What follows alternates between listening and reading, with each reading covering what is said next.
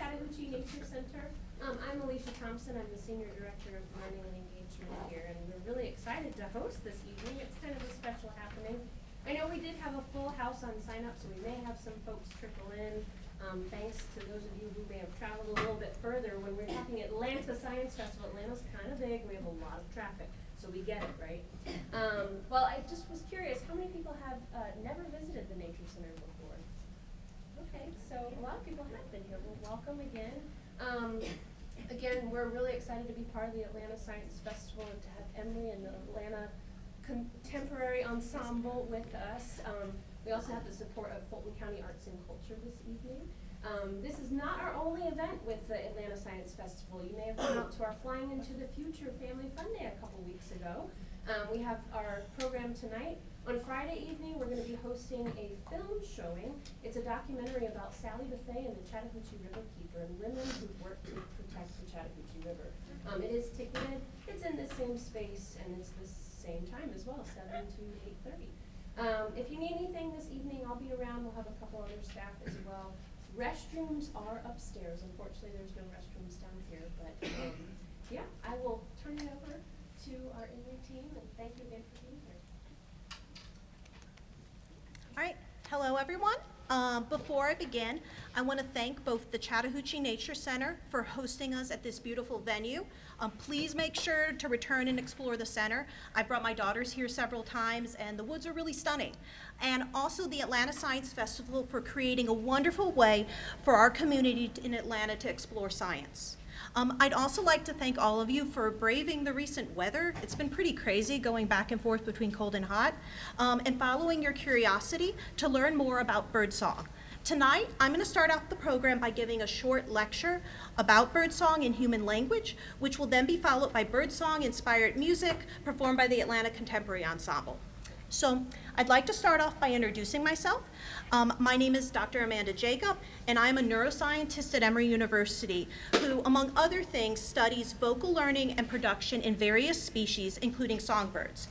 Whenever somebody tells me that they're a scientist, I always wonder what they actually do, because scientists do a lot of different things.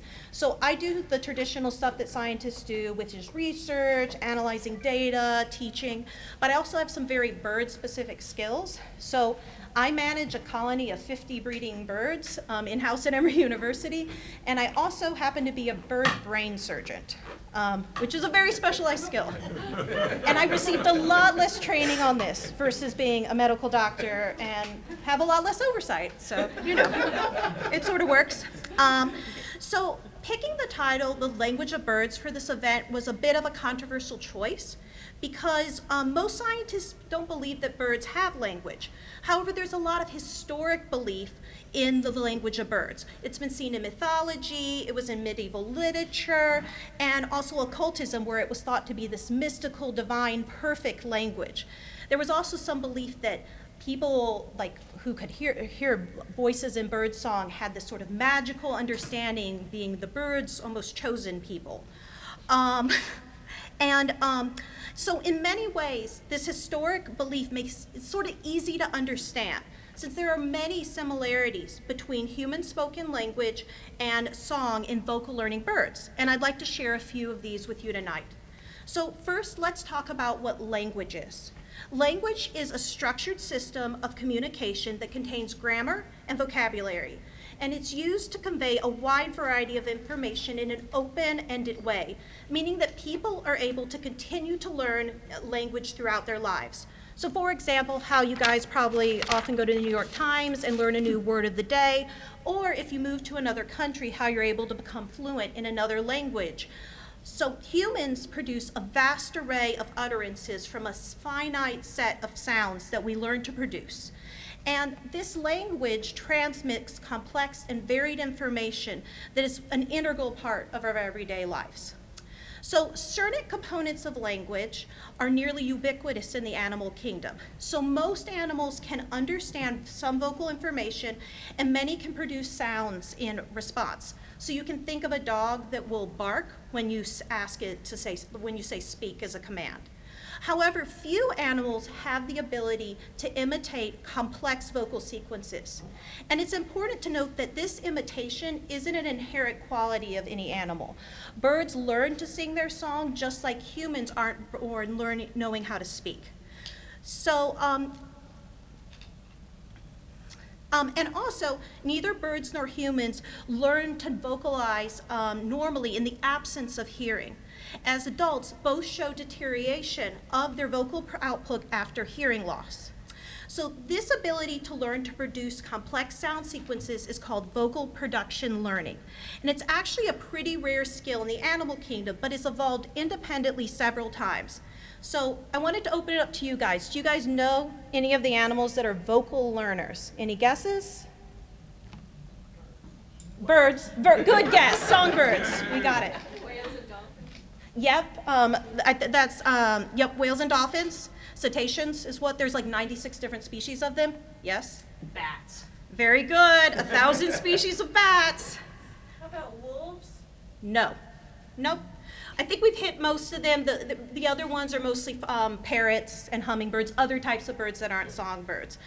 Really interestingly, the non-human primates, so monkeys or orangutans, don't show vocal learning, even though they're more closely related to us.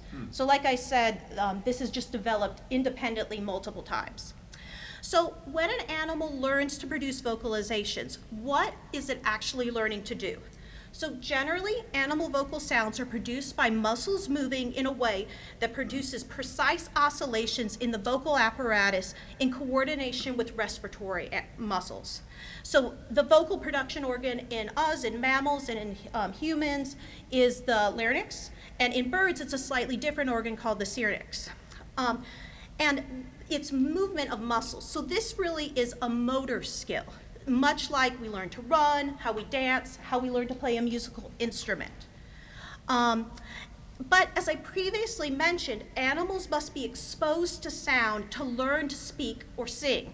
So vocal production learners undergo something called sensory motor learning to output sound.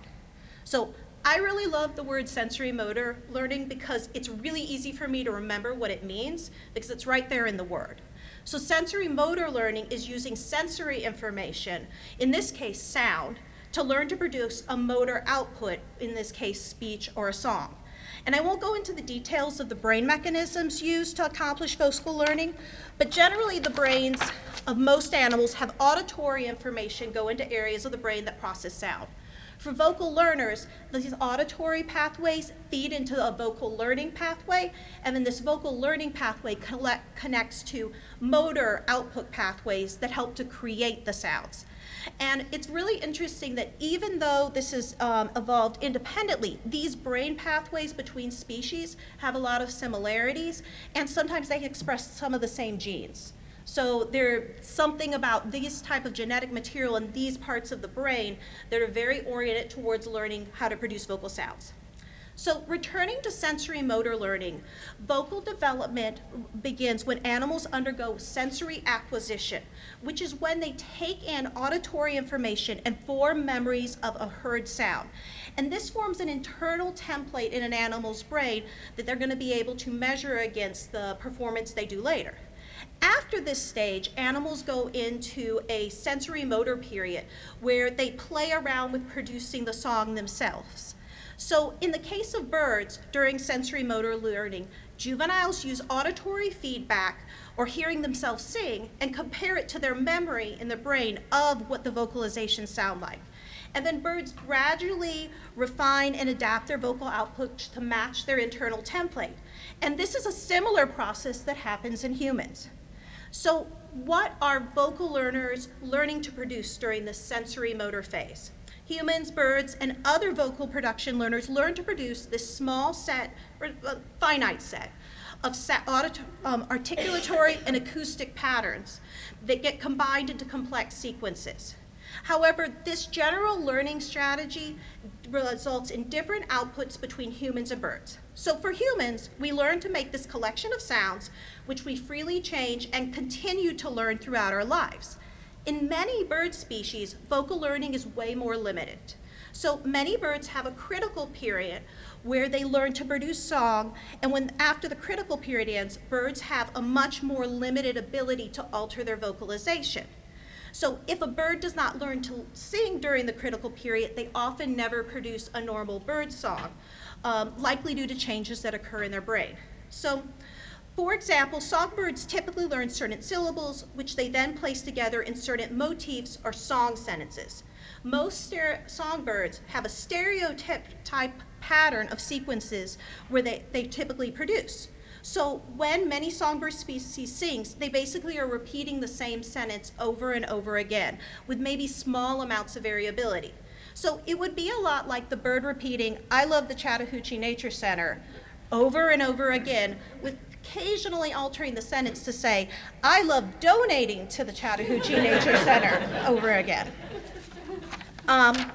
So this is true for the two types of birds that I study in the lab, which are Bengalese finches and zebra finches. And we say that this means that a bird's song has been crystallized. And humans are thought to also have a critical period of language acquisition, but it's much longer and much less rigid, and we don't firmly crystallize our song or our speech in the same way. Some birds are like humans and have the ability to keep learning new sounds. For example, an African gray parrot, you guys probably have experienced parrots speaking and being able to learn into adulthood, and it's being able to combine sounds in novel ways throughout their lives. So both humans and songbirds have a preference for certain sequences and rhythms of sound, and these patterns are culturally learned, meaning that humans and birds learn their vocalizations from their like species communities that surround them. So for many songbird species where just the male sings, this means that juvenile males are learning from their dads. Both birdsong and language are passed culturally to later generations through vocal learning. And geographically distinct populations of the same bird species can make small tweaks to their songs over time, eventually resulting in a new dialect, which is a process pretty similar to the way that humans develop accents or dialects or even new languages. So what is bird song and language for? So there definitely serves some pretty different purposes. So bird song is primarily not about knowledge transmission, which is usually what human speech is. It's rather related to courtship and territorial disputes. So in other words, all the really beautiful sounds that you hear all spring long are generally pickup lines and neighbors that are yelling, "Get off my lawn." So, and it's also important, language and birdsong also both carry emotional messaging. So birdsong can seem to exert strong influence on the emotional state of a listener, impacting the reinforcement areas of the brain, much like poetry or other beautiful words can affect those areas in our human brains. So, in closing, there's a remarkable similarity between birdsong and language, particularly when it comes to vocal learning. And by studying how songbirds produce their beautiful songs, we learn even more about human vocal production. So if you'd like to discuss any more about anything I talked about today, or to show me some cute pictures of your pet birds, I'll be available after the musical performance. So thank you, guys.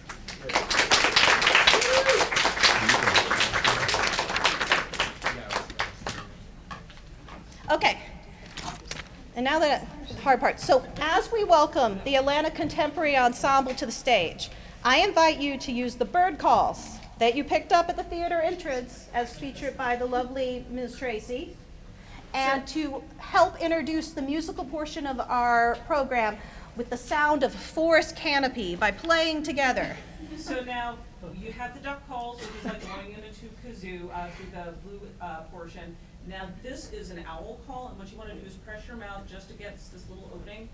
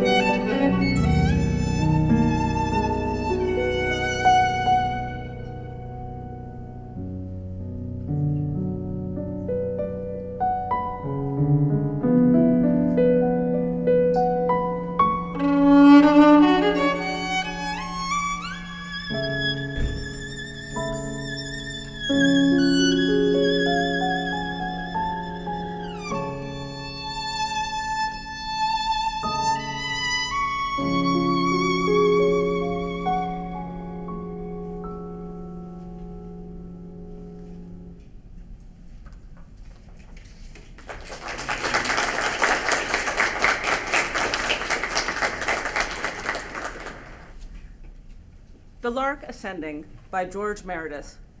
He rises and begins to round. He drops the silver chain of sound of many links without a break in chirrup, whistle, slur, and shake. For singing till his heaven fills, 'tis love of earth that he instills, and ever winging up and up, our valley is his golden cup, and he is the wine which overflows to lift us with him as he goes, till lost on his aerial rings in light, and then the fancy sings.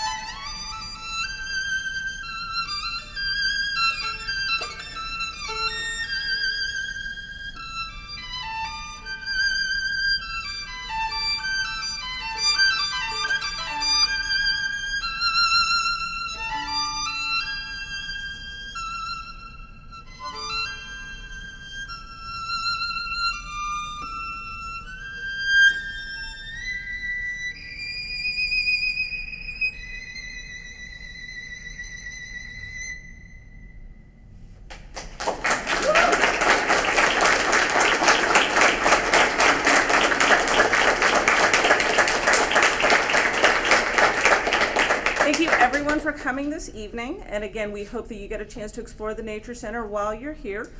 If you will look to your right, you will notice our tags. Please, if you've taken any photos or videos, feel free to tag us on social media. The Atlanta Contemporary Ensemble, actually, one of the pieces that we started with the flute trio was part of our composer competition. He was a composer from Italy who wrote that for us, so this is a premiere.